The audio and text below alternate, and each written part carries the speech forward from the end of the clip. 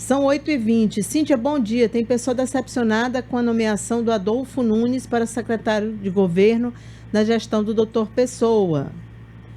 Não entendi. Bom dia, meus amigos da TV Jornal. Bom dia para você. Muito obrigada pela mensagem e pela participação. Já estamos com a advogada Cláudia Paranaguá, que é nossa colaboradora aqui no programa. E hoje a Cláudia vai falar sobre um assunto que... Olha, quando foi divulgada a decisão, muita polêmica, porque sempre que falam na palavra amante, do ponto de vista jurídico, isso dá uma, né, chafurda tudo. Aliás, falar de amante, no geral, já é uma coisa que complica a mente das pessoas. Mas, juridicamente falando, sempre tem decisões polêmicas. E tivemos mais uma decisão sobre... É do STF mesmo, né, Cláudia? Você vai confirmar aí para a gente uma decisão sobre o fato de que a amante não vai dividir pensão com a viúva. Bom dia, doutora Cláudia. Bom dia, Cíntia. Bom dia a todos. Realmente, quando a gente fala dessa palavra amante, não é? Parece que ela vem com um termo assim muito carregado, muito pesado. E isso a gente vê há muito tempo, desde sempre na nossa legislação. Tanto é que desde aquele primeiro Código Civil de 1916, ele já falava que para amante nada, não podia nem testar, não podia doar. Enfim, é uma figura que vem sempre sendo discriminada. No código, a gente coloca com o nome de concubina, que é o que equivale a amante.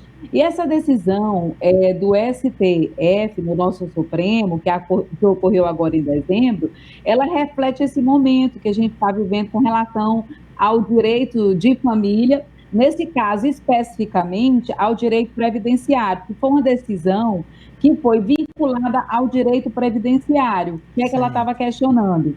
Esse amante tinha esse direito de receber a pensão por morte junto com a viúva, a outra companheira. Nesse caso específico, de um recurso que veio de Sergipe, o que é que aconteceu? O segurado, ele faleceu, o segurado da Previdência faleceu, uma companheira dele entrou na justiça para reconhecer a união estável dela e foi reconhecida, e logo depois um companheiro dele tentou também reconhecer isso na justiça e no primeiro momento o juiz lá do primeiro grau, ele reconheceu as uniões paralelas, como a gente fala, entendeu? O Tribunal de Sergipe, ele reformou e esse recurso foi parar no Supremo, e o Supremo confirmou por uma margem mínima de um voto somente, de que realmente não tem o direito, né, essas uniões que são paralelas, elas não têm o direito de dividir a pensão por morte. Então, seria legal esse reconhecimento dessas duas uniões estáveis para estabelecer a divisão de pensão. É uma decisão realmente que é conservadora, é uma tendência conservadora, apesar de que o placar ele foi muito reduzido, de apenas um voto. Eu lembro aqui da época da sanção do divórcio no Brasil, que foi em 1977, e que o divórcio no Brasil ele só foi aceito também por um voto, na época. E eu lhe digo que esse direito de família, das famílias, ele vem evoluindo bastante. Nesse momento, a decisão é essa. Mas eu também me recordo de uma decisão com relação àquela prisão em segunda instância, que é direito penal, em que a nossa corte também julgou em momentos diferentes, situações diferentes. Então, assim, no meu ponto de vista, na verdade, é você também não reconhecer as famílias que existem no Brasil. É como a máxima lá do Nelson, de que é a vida como ela é. A gente sabe que essas uniões existem e que o ruim é justamente que elas também não sejam protegidas. Mas está confirmado, né, Cíntia, que o Brasil é monogâmico, o dever é de fidelidade e de monogamia através dessa decisão do Supremo. Agora é curioso, né, Cláudia, porque, sobretudo o direito de família, ele segue muito a sociedade, né, a tendência da sociedade. E aí a gente tem uma lei que não combina em nada com a sociedade que a gente tem hoje, né, Cláudia? E eu imaginei que tivéssemos evoluindo mais, porque não é esse o comportamento do indivíduo enquanto sociedade, né? Concordo demais, porque como você falou, a lei, ela não cria aquela família.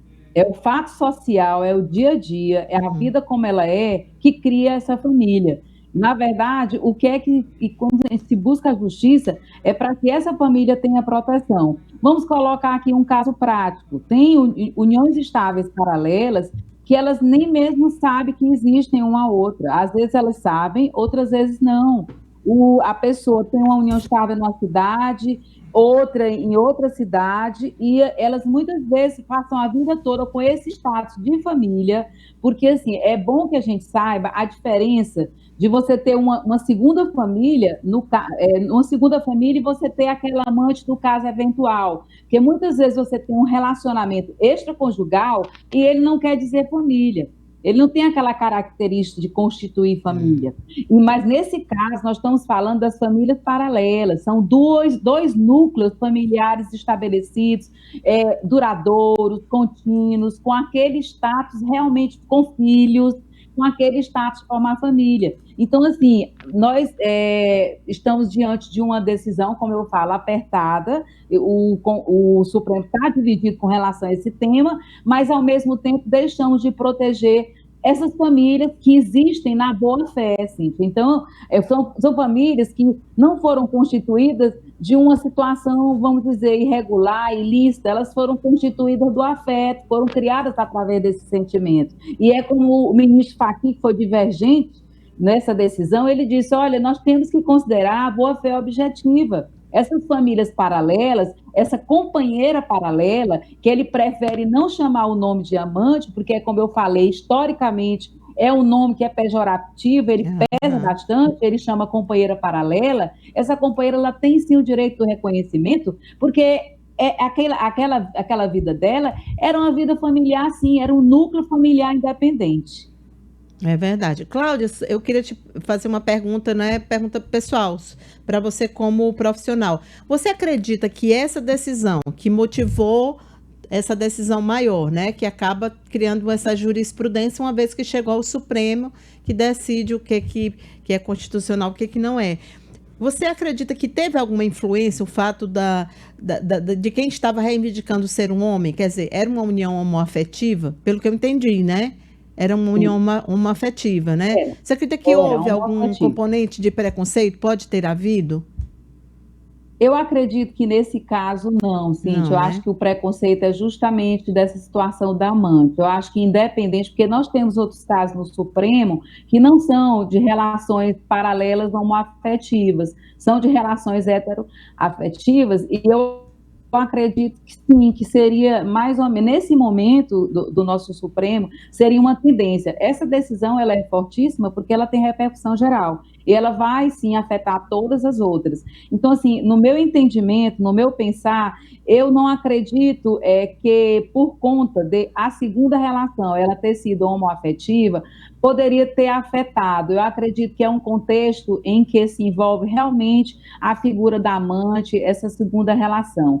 Mas também, ao mesmo tempo, vão existir novos casos, com certeza, que vão ser levados também aos tribunais, para mostrar que essas famílias, elas existem. A gente não pode deixar de proteger famílias que foram construídas à base do afeto, e com boa fé, sim, elas merecem a proteção. E eu acredito que, como aconteceu com várias demandas, a gente lembra que eu já falei, com relação ao divórcio, ao reconhecimento da união estável homoafetiva, que passou por várias barreiras, vários entraves, vários julgamentos negativos e outros tantos direitos de família. E eu acredito que a família paralela é uma questão de tempo, de maior fixação da jurisprudência no tribunal. A gente vê essas demandas quando elas nascem lá no primeiro grau, lá naquele juiz, que é o que está próximo àquela família, é o que está próximo ao fato, e a partir do momento que a gente vai levando isso à justiça, buscando esse direito na justiça, a gente vai solidificando esse direito que merece ser reconhecido.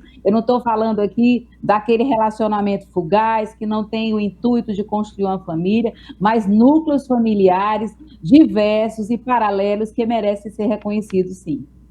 Tá certo.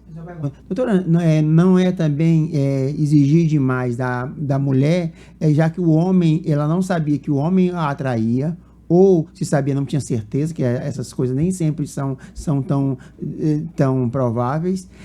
A outra coisa, além de ter que construir a família com aquele homem, que ter que arcar com o patrimônio, às vezes os dois têm uma loja, às vezes tem um patrimônio conjunto, de repente ter que dividir com a pessoa que ela nem conhece. Então, teve uma decisão também recente, antes dessa própria do Supremo, lá no Tribunal do Rio Grande do Sul, em que ele admitiu, foi até amplamente divulgada, em que o Tribunal do Rio Grande do Sul ele admitiu uma união estável paralela numa situação em que as famílias até se conheciam e se frequentavam.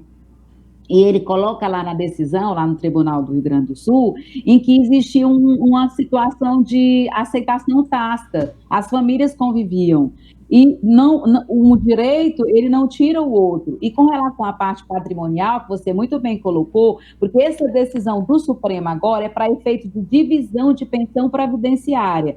A do Rio Grande do Sul, ela teve esse aspecto também da divisão patrimonial, como você falou, olha, a gente tem aqui uma família, uma mulher que não sabe nem a existência da outra, está aqui dentro de uma loja, e aí como ela vai dividir? Então, assim, é o que a gente tem visto nas doutrinas, com relação à aplicação de uma coisa chamada triação, é você dividir o patrimônio por 3, obviamente um patrimônio onde, por exemplo, aquela segunda companheira ou segundo companheiro, ele passa a dividir o patrimônio a partir do momento em que ele entra naquele trisal, que eles chamam, ao invés de ser o casal, seria um trisal, vamos dizer assim.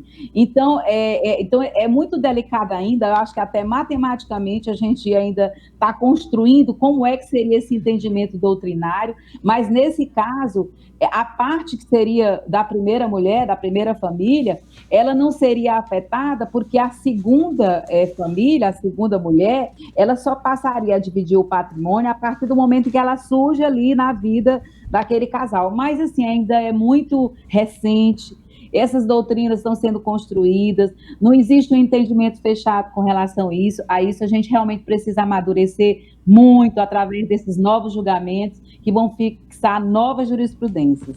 E a justiça não está julgando o outro, ela está julgando a pessoa que ajuizou a ação, né? A justiça não é sobre o sentimento da outra pessoa, porque se fosse assim, aí a subjetividade, nenhuma lei poderia abarcar isso aí, né? A gente era uma subjetividade sem limite. Querida, limite, justamente. É o direito de quem tem, né? Claro, então, é o direito de quem tem, não é do outro. Tem uma segunda que também merece a proteção. Exatamente. Se a gente leva em conta, por exemplo, filhos, né? Se você tem um filho fora do casamento, esse filho tem o mesmo direito. Mas os outros filhos também vão ficar chateados. É o mesmo ponto de vista. A gente não está tratando dos outros filhos, a gente está tratando do filho em questão que tem o mesmo direito. Cláudia, querida, muito obrigada. Você tocou num assunto assim, super interessante, essa parte do reconhecimento dos filhos fora do casamento. Vocês sabiam que até 1988, a data da nossa Constituição, os filhos fora do casamento, eles não poderiam ser reconhecidos. Nossa, então, assim, o quanto que sofreu com relação a isso, de filhos que eram discriminados, inclusive nos seus registros de nascimento, quando vinha ali, filho ilegítimo de fulano de tal. Então, assim, era uma situação de alto preconceito. E nós estamos aqui reconhecendo a todos eles, têm os mesmos direitos, inclusive os adotivos, que antes não tinham direito, por exemplo, a herança. Então, assim, o direito de família ele tem que evoluir. A gente evolui através da busca desses casos, mostrando esses casos para a justiça. Tá bom, querida, muito obrigada. Feliz Natal para você. Cíntia, você pediu... Só um instante, Efraim, por favor, deixa só a gente terminar aqui. Obrigada, Cláudia. Até a próxima, tudo de bom para vocês. Feliz Natal. Olha, tem informações aqui sobre a vacina, serão 196 mil doses